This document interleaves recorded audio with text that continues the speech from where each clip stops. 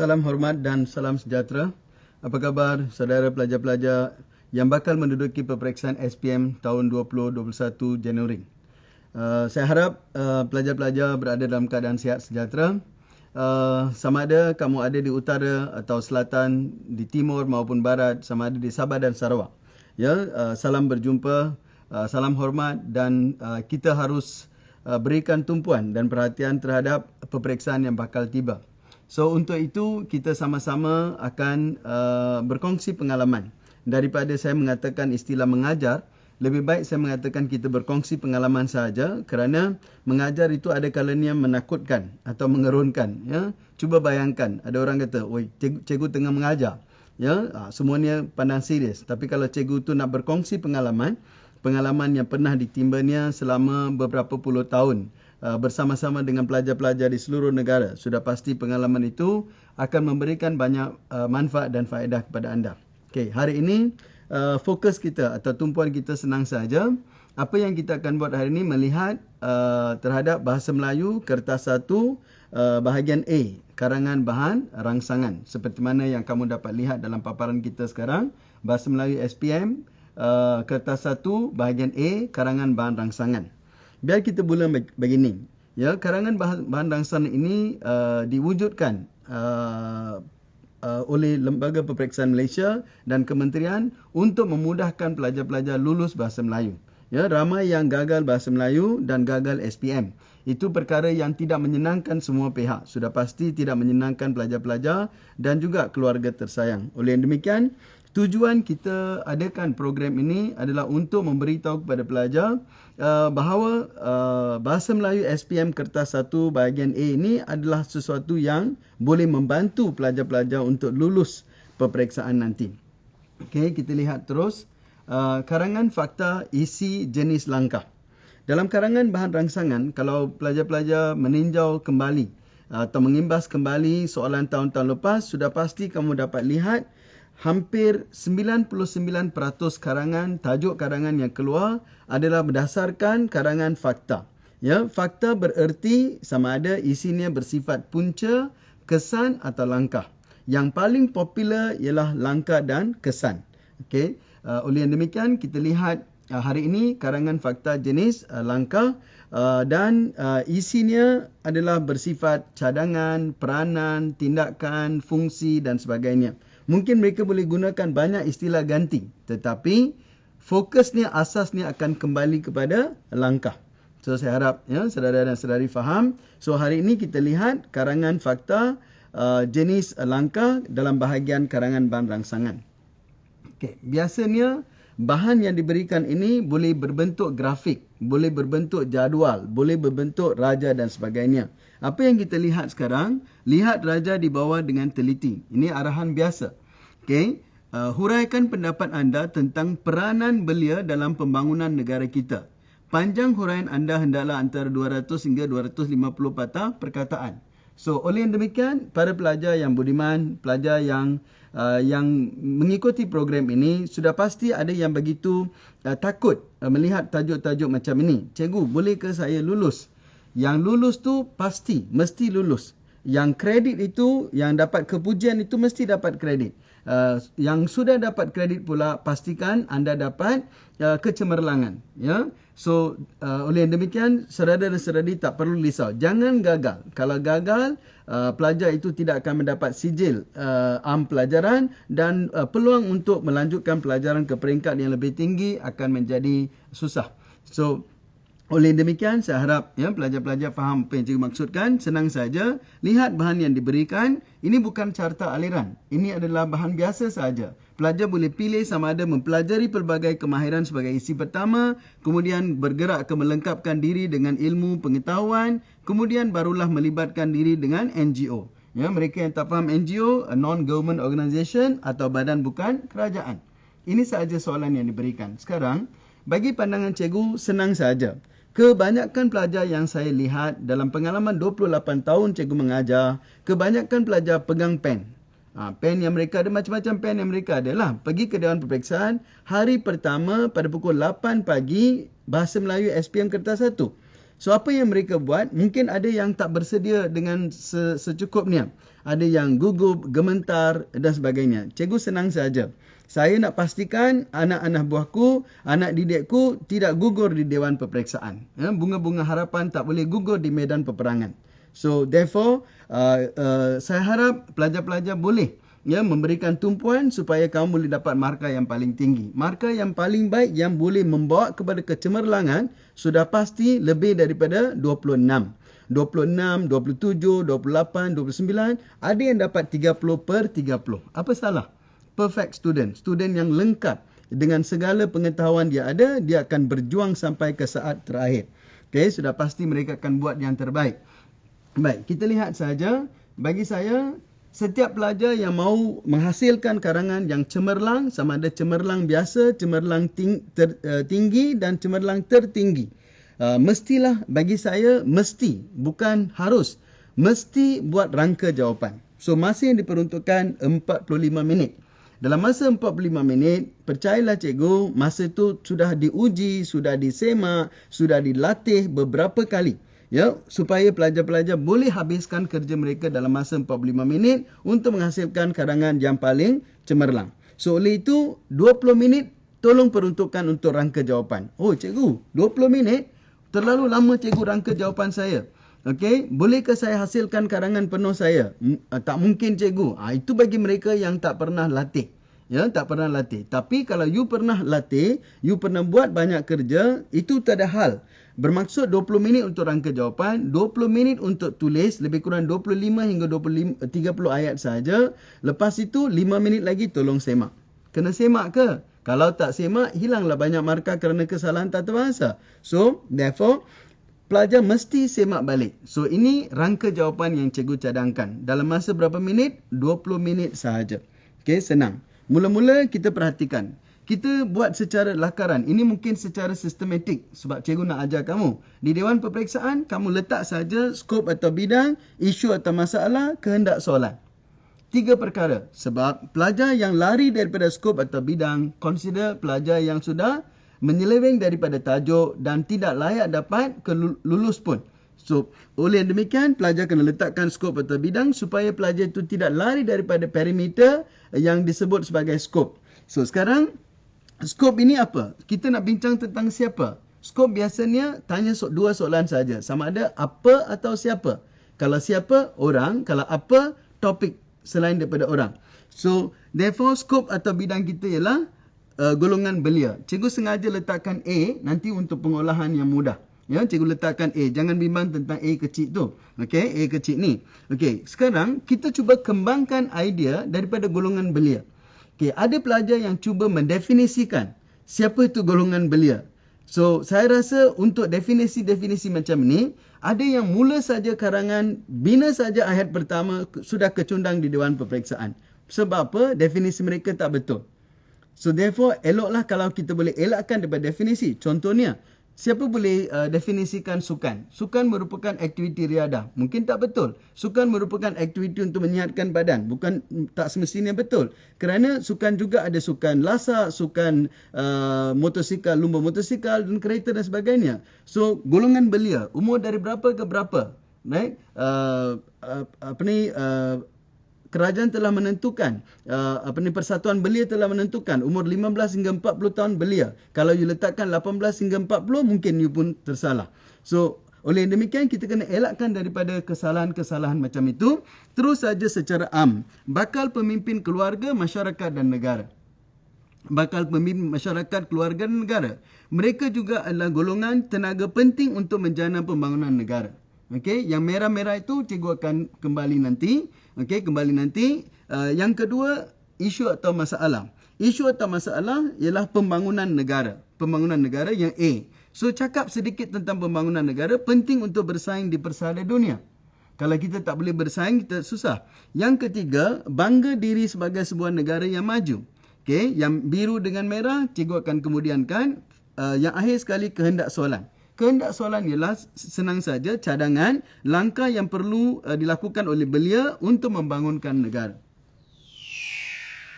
Para pelajar yang dihormati, ini adalah rangka jawapan yang kita bincang selama ini. Dalam rangka jawapan ni, cikgu ringkaskan saja. Kita ada skop atau bidang yang bercakap tentang golongan belia. Kita ada isu atau masalah yang dikemukakan dalam soalan, iaitu pembangunan negara. Kemudian kita ada kehendak soalan yang bersifat langkah. Okey, dari rangka jawapan ini, kita nampak ada yang berwarna hitam, ada yang berwarna biru, ada yang berwarna merah. Okey, maksud cikgu, saya dah janji kepada saudara dan saudari, siapa yang rasa takut untuk menghadapi peperiksaan, asasnya mestilah kukuh. Ya, asas saja boleh membawa kepada kepujian, lulus dan kepujian. Apa asas dia? Yang berwarna hitam. Tapi siapa sahaja yang sudah bijak menggunakan peribahasa dan sebagainya, maka yang warna biru itu adalah peribahasa yang kamu boleh masukkan dalam pengenalan. Ada pelajar yang kata, cikgu, kalau saya masukkan peribahasa dalam pengenalan, kalau silap macam mana? Kalau macam tu, tolong elakkan daripada menggunakan peribahasa yang salah. Satu lagi, pelajar-pelajar juga dituntut supaya mempunyai pengetahuan tambahan tentang topik tersebut. Walaupun karangan bahan rangsangan sudah memberikan isi kepada anda, tetapi isi itu diberikan kepada semua 400,000 lebih pelajar. Maka pelajar yang menggunakan bahan tambahan seperti peribahasa dan pengetahuanlah yang akan mencapai keputusan yang cemerlang. So daripada rangka jawapan ini, kita boleh lihat bagaimana kita boleh menghasilkan jawapan kita. Jawapan kita macam ni. Ini semua cikgu bersandar kepada rangka jawapan yang kita sudah lakarkan tadi. Okey. Apabila kita lihat pengenalan itu diolah jadi rangka jawapan pengenalan itu diolah jadi pengenalan, dia akan berbunyi macam ni. Ya, golongan belia ialah bakal pemimpin keluarga masyarakat, malah sebahagian daripada mereka mampu menjadi pemimpin untuk mentadbir negara. Tenaga mereka juga penting untuk menjanam pembangunan negara. Menurut Jabatan Perangkan Malaysia, terdapat 15.1 juta belia di negara kita pada tahun 2018. Ini statistik 2018. Statistik yang benar. Ada pelajar tanya, cikgu, bolehkah saya masukkan statistik yang lebih kurang saja? Saya rasa kalau cikgu yang memeriksa itu tahu statistik itu tak betul atau jauh daripada apa yang sebenarnya, sudah pasti akan mengurangkan impression guru yang memeriksa. So, dan angka ini pasti akan meningkat pada masa hadapan. Oleh itu, tenaga fizikal dan mental mereka penting untuk membangunkan negara agar rakyat kita juga berdaya saing dengan negara-negara lain di persada dunia. Sebagai sebuah negara maju kelak, kita dapat berdiri sama tinggi, duduk sama rendah dengan negara-negara maju seperti Jepun, Korea, Amerika Syarikat dan negara-negara lain. Walaupun Tuhan telah mengurniakan segala sumber dan khazanah yang tidak ternilai di bumi ini, namun golongan belia kita tidak boleh leka atau alpa. Sebaliknya, harus sentiasa bersedia untuk menggalas tanggungjawab membangunkan negara. Itu adalah pengenalan yang cukup impresif, tapi semuanya berasaskan kepada rangka jawapan tadi. Kita teruskan saja, saudara pelajar yang dihormati. Ini adalah rangka jawapan untuk isi. Isi sudah diberikan. Seperti mana kita dah tengok dahulu, mempelajari pelbagai kemahiran. Itu isi pertama. Okay. So sekarang cikgu nak tunjukkan sedikit teknik bagaimana nak kembangkan isi jenis langkah.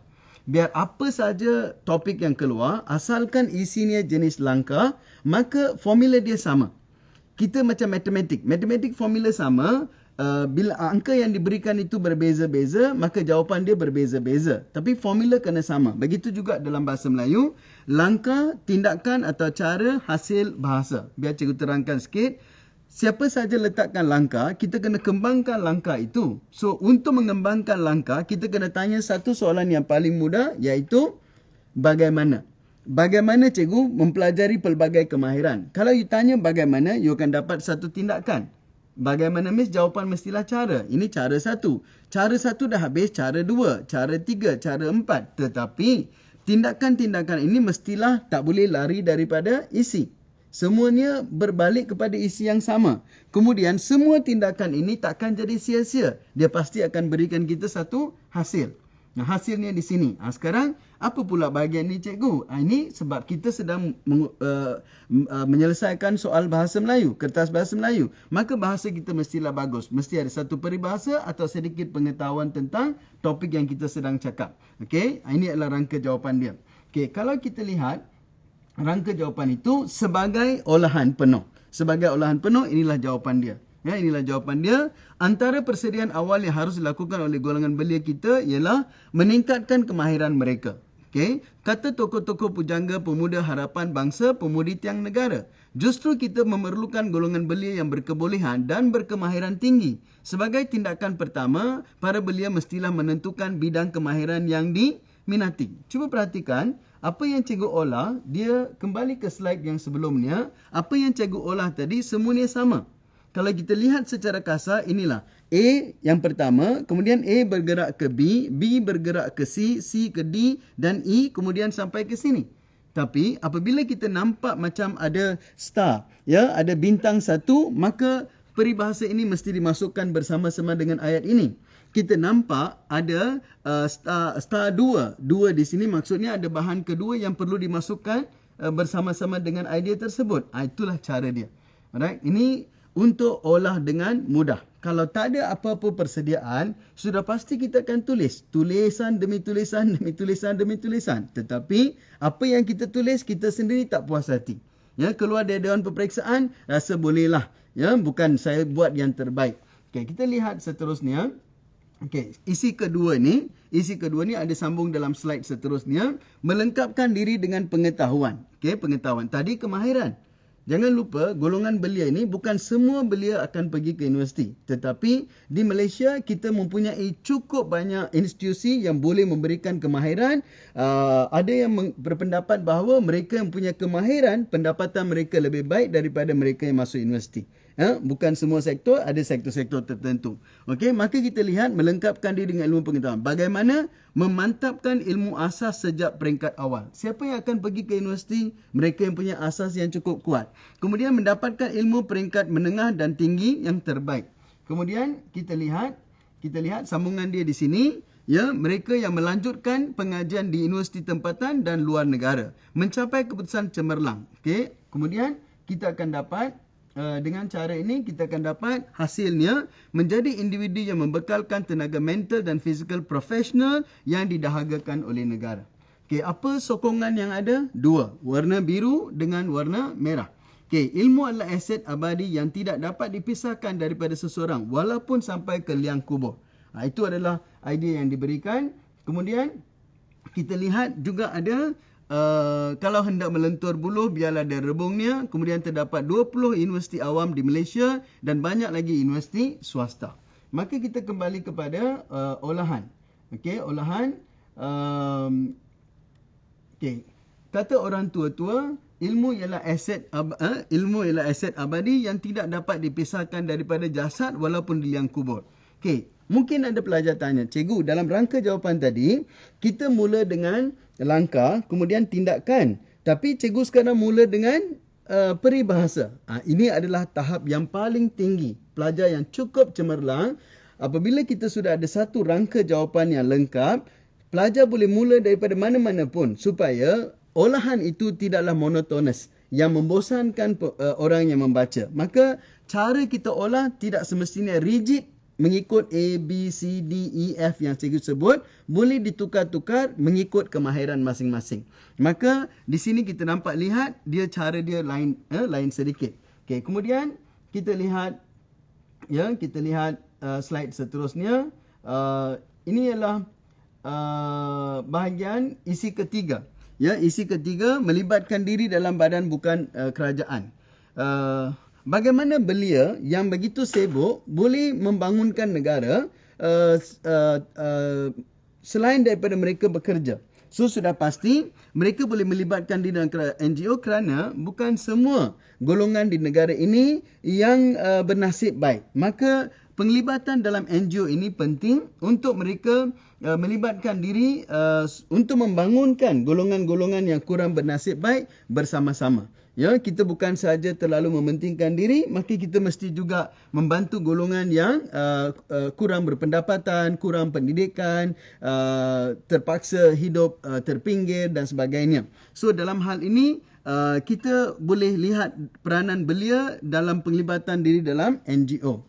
Ya, dalam hal ini sudah pasti kita akan sambung idea ini nanti supaya pelajar-pelajar faham isi yang ketiga dan seterusnya kita pergi ke bahagian kesimpulan. Isi ketiga yang diberikan dalam soalan bahan rangsangan ialah melibatkan diri dengan badan bukan kerajaan, NGO. Seperti mana saya maklumkan tadi, badan bukan kerajaan ni ada banyak fungsi. Sekiranya belia kita melibatkan diri secara sistematik, secara teratur, secara ikhlas, jujur dan sebagainya, sudah pasti kita akan membangunkan negara kita lebih cepat. So, untuk mengembangkan isi ini, kita cuba perhatikan bagaimana belia boleh melibatkan diri. Yang pertama, mereka mestilah merancang jadual kerja dengan betul. Kerana mereka, kebanyakan belia sudah mula bekerja. Tidak mengisi masa dengan kegiatan yang tidak berfaedah.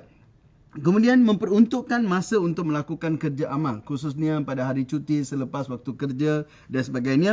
Melaksanakan kerja yang ditanggungjawabkan dengan ikhlas. Kerana ini bukan kerja untuk mencari keuntungan, ini adalah kerja untuk membantu orang lain. So, dapat membantu individu lain. Okay, ini adalah halnya. Okay, kemudian kita dapat hasil, dapat membentuk diri sebagai insan signifikan. Okay, cikgu, apa elemen tambahan yang kita boleh berikan? Apabila kita rangka isi ini, sudah pasti kita boleh mencetuskan fikiran kita dan melihat bahagian mana yang kita boleh masukkan peribahasa dan sedikit pengetahuan. Okay, yang saya boleh nampak, badan bukan kerajaan didaftar di bawah Pendaftaran Pertubuhan Malaysia, Akta 335 tahun 1966.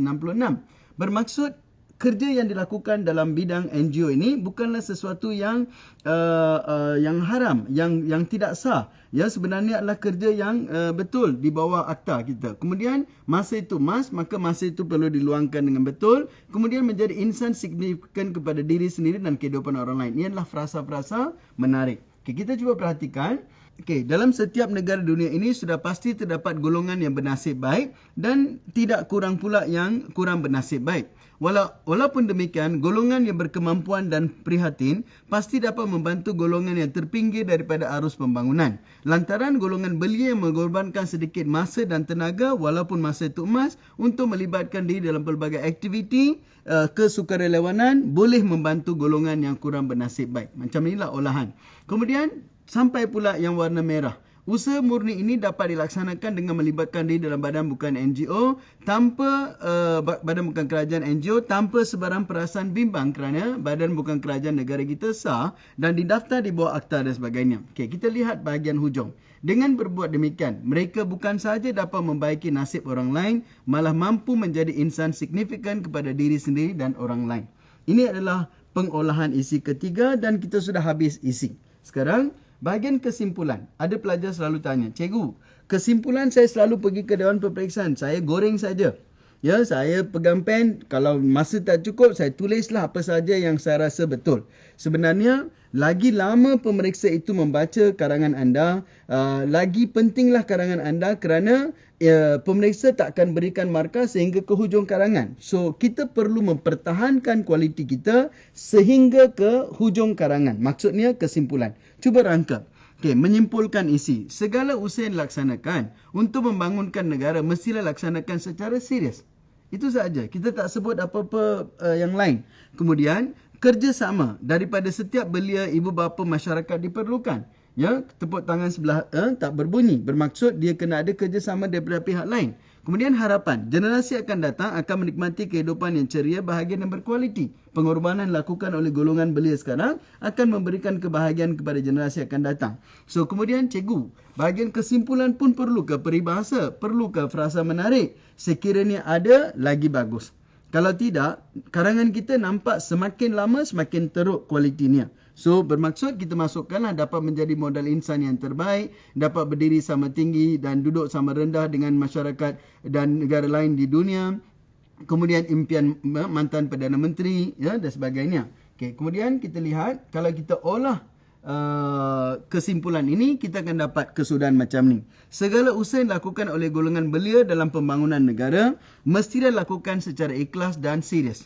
Kerjasama yang erat dan padu bagai aur dengan tebing diperlukan daripada semua lapisan masyarakat agar usaha murni yang dilaksanakan oleh mereka membuahkan hasil. Sekiranya semua pihak bersatu hati dan berganding bahu, impian menjadikan Malaysia sebagai sebuah negara maju menjelang tahun 2030 akan menjadi realiti. Rakyat kita dapat berdiri gah antara negara-negara yang menikmati kehidupan yang berkualiti di dunia seperti United Kingdom, Sweden, Denmark dan sebagainya.